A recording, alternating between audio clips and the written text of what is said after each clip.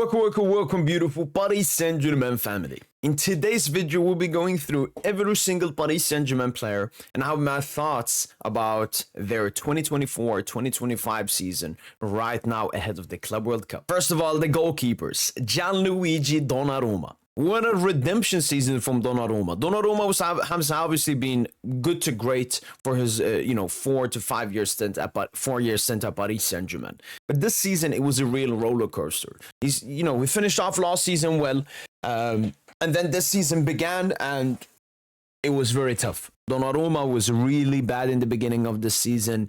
I remember his goal he conceded versus Arsenal, the goal he conceded versus Atletico Madrid. Question mark after question mark, PSV as well. Then Safenov started. Then Safenov showed some good moments as well. And we were thinking it's going to be a tough season for Donnarumma. But then probably where everything changed was Zingo. Shout out to Zingo. When he stamped on Donnarumma, and after that, it was just a mentality switch from Gianluigi Donnarumma. Because he came back, I was like, I'm going to be the best goalkeeper in the world. And we saw that when he actually mattered. I remember he was really good versus Brest in the knockouts. People hyped it up. I was like, come, I want to see against the bigger teams. Liverpool first leg, we remember the goal he conceded. He should not be conceding that goal, even though it was mistakes from other PSG players leading to that goal as well. He should not be conceding it. We were very critiqueful. And then came that Anfield game. And Donnarumma dropped his best ever Paris Saint-Germain performance. Liverpool, good set piece team. They put in a lot of dangerous crosses and everything. He was punching everything away with absolute ease. It was too easy for Donnarumma. And after that, obviously, the penalty shootout, saving Darwin Núñez and Curtis Jones penalties and sending Paris Saint-Germain to the quarterfinal. After that performance, I was like, yeah, Donna is him now. Donna's him. We need to see more so it's consistent so we can believe and trust in it. And that's exactly what Donna did, because we remember that second leg versus Aston Villa, when Villa was putting pressure on Paris Saint-Germain and Gianluigi Donnarumma stepped up once again. And then we faced Arsenal, and in both games, Donnarumma stepped up once again. And even versus Inter Milan in the Champions League final, they had one shot on target, and he managed to save it to keep the clean sheet. Donnarumma ended this Champions League campaign, one of the best goalkeeping campaigns I've seen in the Champions League. Without Donnarumma, we would not have won this Champions League without his enormous, monstrous saves. So Donnarumma, I'm very happy with him this season. Very, very great season for Gianluigi Donnarumma. Next up is Matviev Safonov, the backup to Gianluigi Donnarumma. And yeah, probably the best backup keeper I've seen, because we've had to use Safonov a lot this season due to the high amount of games. And then Luis Enrique kept Safonov from the first Coupe de France game until the last one. And Safonov always prevailed. We always remember that huge penalty shootout performance versus Arsenal in the Coupe de France. And yeah, whenever Donnarumma was injured or missing a game or something, I could always trust in Matviev Safonov. So he's been a true professional as a backup. I've seen some reports that he still wants to play even more games and so on because he has such an alpha mentality. And I absolutely adore that. But Safonov, very great signing, cheeky 20 million, and he gave us exactly what we wanted. Last goalkeeper to look at is Arnau Tenas. I believe he played like 2 to 3 games. Haven't really seen that much from Arnau Tenas, honestly. The best thing for him will be a loan away from Paris Saint-Germain. Moving into the defense, and the first one we're set to talk about is Willian Pacho, signed from Frankfurt for 40 million euros. And I don't know what my expectations was. We knew we were going to sign a centre-back last summer, and we were thinking about a bunch of names. Then out of nowhere, the name Willian Pacho came out. We started looking at the comps, and this guy looked good. And I even made the comparisons to Kimpembe. He looked a bit like Kimpembe. Then he came to Paris Saint-Germain, and then we've seen him game after game. And what a season he's had, especially in the Champions League. I mean, the best Champions League defender. And before the season, he hadn't played a single Champions League minute. That's how insane Willian Pacho's season was with Paris Saint-Germain this season. Absolutely impeccable defensively. I'd call him the black hole, because when any attacker with the ball enters his zone, he will eat it up. Liverpool, eat it up. Pocketed Haaland, eat it up. Great performances versus Arsenal, versus Inter in the final. Where was Thuram? And yeah, Pacho has had such a great season. Such a big player as well for us in the league, in the Champions League. Has played like the second, third most minutes this season as well. Jogador. From one centre back to another, we're going to Marquinhos, the Capitão. And yeah, a very good season for Marquinhos, especially when you look past the last 2 seasons. there's still the mistakes in his game, unfortunately, in the Champions League. If we weren't up 3-0 versus Arsenal and he made that blunder, it would have been different. But I just want to be positive with Marquinhos, thinking about everything he's gone through, thinking about everything he's been part of. He's basically as us. He's been supporting and being part of this club since 2013. And seeing him lift the Champions League and everything, I was very happy. But a good season for Marquinhos. Next up is Lucas Beraldo, and he has improved since last season. Lucas Beraldo is still young. He's only 21 years of age and he's improving. But I expected more improvements going into the season, be more confident with Beraldo. We haven't really gotten that, so I would have wanted a bit more from Beraldo. But I'm happy with the improvement, both in the league and he's even stepped up in the small opportunities he's received in the Champions League as well. So keep progressing, Beraldo. Next up is Kimpembe. Not that much to say about him. Obviously, he came back from injury, then got another injury and was sidelined out for the rest of the season. He should be leaving Paris Saint-Germain at the end of the season. But for sure, for his sake, very happy seeing him, celebrating the Champions League victory. Axel Tape, he's obviously left the club, joined by Leverkusen now. Showed some good glimpses, but we tried to keep him at the club, but he decided to leave. So good luck to Axel Tape, and he looks to be a good player. He will be a good player for Leverkusen next season. Moving on from centre-backs, we go to the first fullback, which is Nuno Mendes. What an incredible season he's had. And Nuno Mendes, especially his Champions League campaign, is so weird because he has so many blunders. City blunder, Atletico Madrid blunder, Arsenal blunder. He's had so many blunders in the UCL. Aston Villa blunder, that was the worst one. But he's still been by far the best left-back in the world because of everything else he's done. I've never seen a player make so many defensive mistakes, costly mistakes to goals, but I'm still in love with it. This guy is the best. This guy is the best. And that's what Nuno Mendes has been. Scored 4 goals in the Champions League this season. Was insane for us in the league and in the Champions League. Pocketed Salah, pocketed Yamal in the Nations League, pocketed Saga, pocketed everyone. And Nuno Mendes, I'm very happy with him because, he struggled with injuries the past 2 seasons and so on. People even forgot about Nuno. Like, I always knew Nuno was the best left back in the world since 2022, but, as they say, people forget. So Nuno Mendes had to remind everyone this season, he is him. He's the best left back in the world, and that's exactly what he showed. Very happy with Nuno. I'm very happy that he's also extended at Paris Saint-Germain. Next player is Lucas Hernandez. Lucas Hernandez obviously got the ACL versus Dortmund last season, came back in the middle of the season, and we definitely saw this is not the exact same Lucas Hernandez from last season. A bit slower, a bit unathletic. It could be because, he needs more warm-up, he needs to train more. He was even a bit overweight during when he was out and so on. So I'm hoping he has a good Club World Cup and an even better next season. But overall, came back and was a good squad player for us for the rest of the season. Achraf Hakimi, the best right back in the world. What a season he's had. 26 GA, scored in the Champions League quarterfinal, semi-final, and the final. So far scored League and Player of the Season. And both him and Neves been consistent since the start of the season. Like Achraf Hakimi. Once again, what a player. Competing as well for the Ballon d'Or, in my opinion. And what a season he's had. I think 9 GA in the Champions League. That's more than a certain someone. So, yeah, I really don't know what to say about Achraf Hakimi. But ever since Luis Enrique came in, because I remember Hakimi's first 2 seasons at PSG, it wasn't good enough. We bought him for 65 million and had high expectations on him.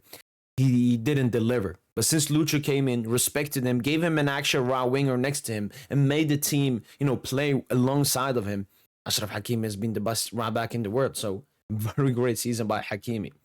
Next up is Yoran Zag, who is the last defender. Just not even PSG quality. Hopefully he gets a good move away so he can start focusing on his club career. Moving into the midfield, and the first player we talk about is Joao Neves. What a signing once again for 60 million euros. I had somewhat high expectations of Neves, mostly because of what David, Tosin, they had watched him more at Benfica, especially David, all the stuff he said. So I had good expectations. I was like, this is a great talent. But I was like, going to PSG, he's very young. How will the pressure affect him? And even Joao Neves said it himself, he didn't think he would be a starter every single game for Paris Saint-Germain. But that's how good he's been. And alongside Hakimi, he's been the most consistent player for us this season. Very great, very great, and we've even seen growth in Joao Neves' game from the first game of the season until the last game of the season. He's been a perfect compatriot to Fabian Ruiz and Vitinha in that midfield. What a signing, Joao Neves, and what a great season he's had. And we all remember that City performance, the man of the match performance, where he decided to own Manchester City. Thank you, Joao Neves. Next up is Vitinha Vitor Ferreira, the best midfielder in the world, and what a season once again he's had. Happy for him, he won the Nations League as well, as long as Joao Neves. But Vitinha, man, you know, in the beginning of the season, I felt his level was slightly below what he offered us in the Champions League knockouts last season.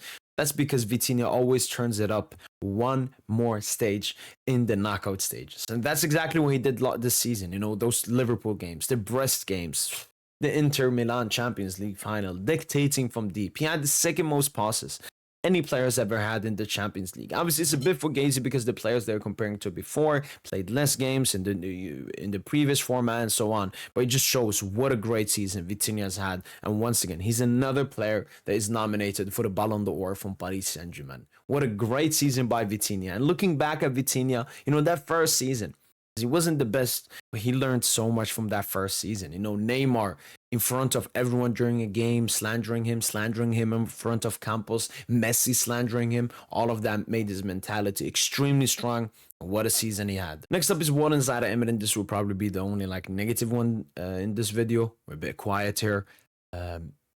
Bad season from Warren Zaire Emery, not even mid. I think it's a bad season when you look at his talent, what he's done before, what he's shown us.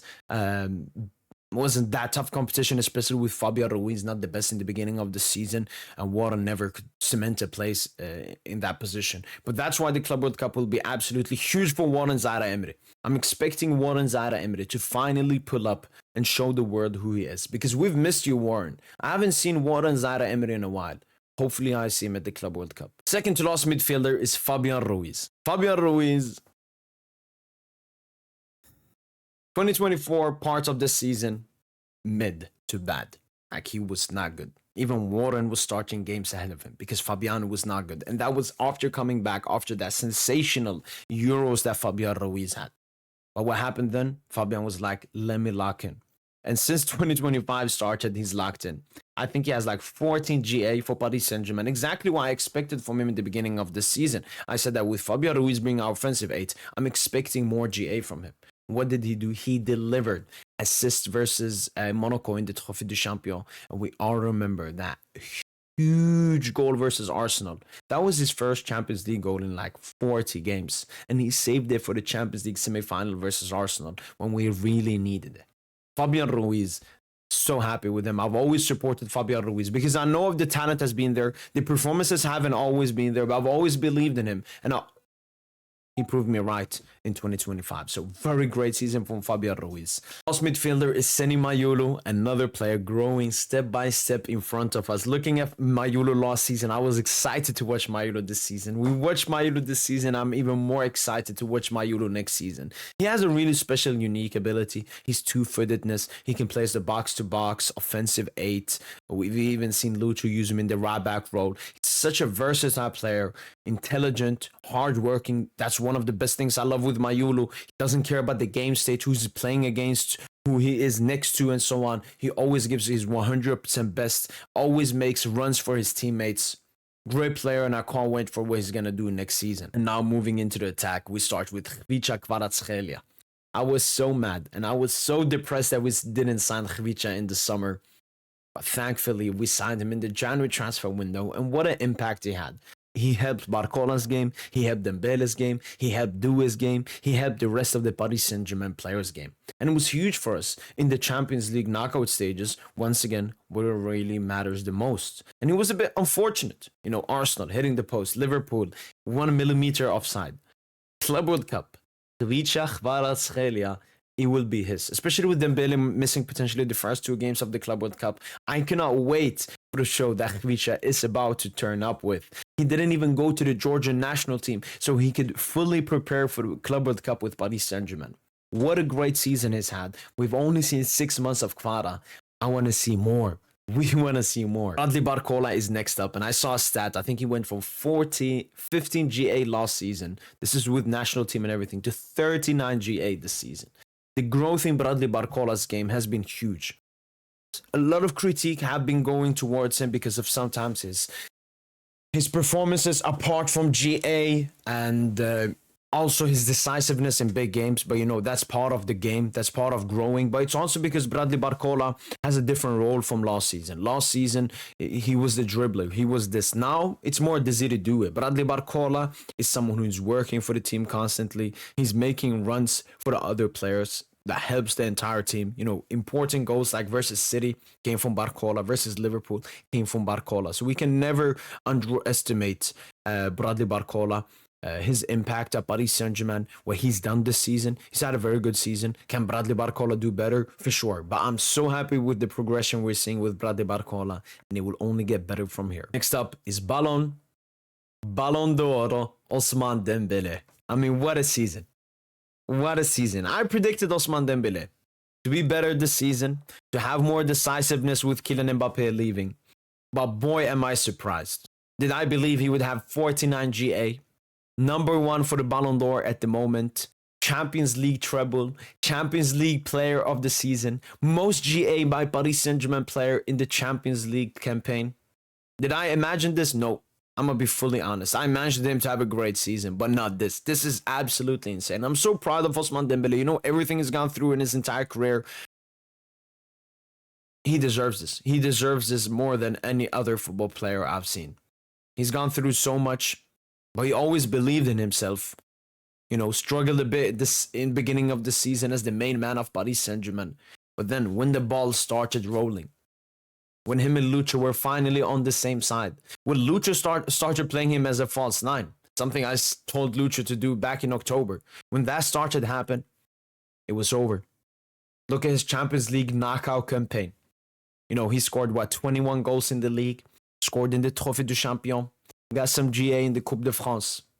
But we all know what matters the most is the Champions League. And it's not the Champions League group stage. It's the knockout stages. Brest, 2 goals. Liverpool, 1 goal. Aston Villa, 2 assists. Arsenal, 1 goal, 1 assist. Inter Milan, 2 assists. Basically 2 goal contributions in every single tie, apart from the Liverpool tie. Huge performances from Ousmane Dembele, exactly when we needed them. You know, we, as I said before with Donnarumma, we would not have won the UCL without him. With Dembele, it's a certainty. We would not have won the UCL without his impact. He's been our most important player, our best player, the best player in the world, and the most important player in the world. Ousmane Dembele, obviously the deserved Ballon d'Or winner. And what a season he's had. And I can't wait to watch them booze next season. Next up is Desiree Doué. I had my thoughts about him when he first came. He had his not good performances in the beginning of the season. But then started changing. Desiree Doué became more confident. I saw a smile on his face. And game by game, he was showing us stuff we haven't seen. We didn't expect. His goal versus Aston Villa. And then that Champions League final performance. Oh my days. Madre mia, Desiree Doué. And even in some League End games, playing alongside Khvicha and Dembouz, he was taking over the game. He was the main man of the game. I remember the Saint-Étienne game. All I remember is Desiree Doué. Honestly, we performed really well that game, but Desiree Doué just took over that game. And there were so many games where he took over, just like the Champions League final. Champions League final. 2 goals, 1 assist. The youngest man of the match in a Champions League final ever. The 3rd youngest goal scorer in the final ever.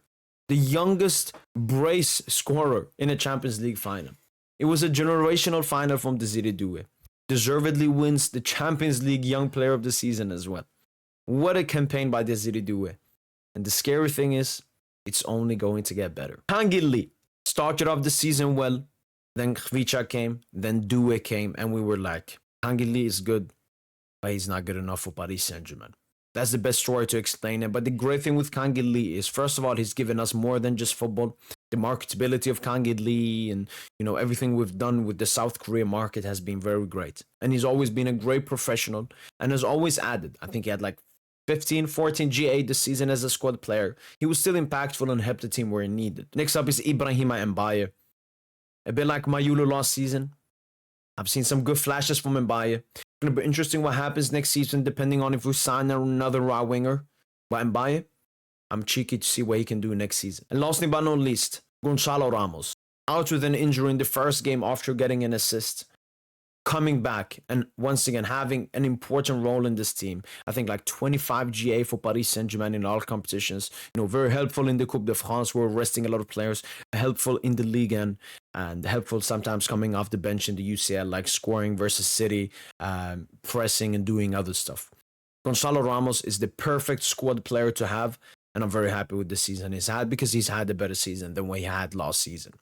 That's been it from my boy PSG. Hopefully you guys have enjoyed this video. And as usual, allez Paris.